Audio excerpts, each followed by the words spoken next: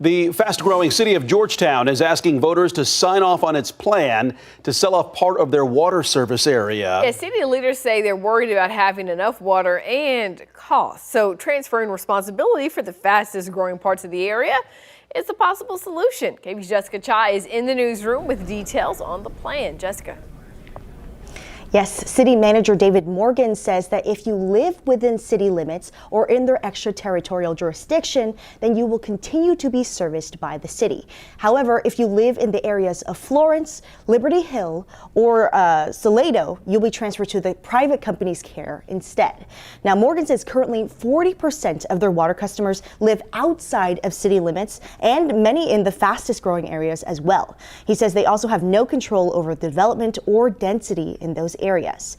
But if they sell the territories outside of their ETJ, it would reduce the need to acquire new water and infrastructure by 60%. If voters approve in May, those customers would be transferred to a national utility infrastructure, which is a private company.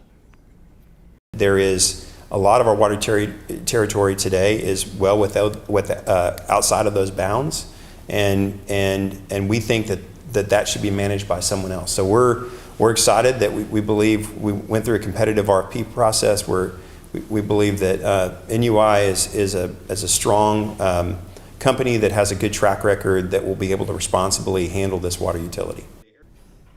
Morgan also adds that the city will sell water to NUI for the next 10 years as the company works to find another water resource to source water from and build additional infrastructure. However, residents like Mark Davidson, who lives in Liberty Hill, which is one of the areas that would be sold to NUI, says they have concerns about that plan.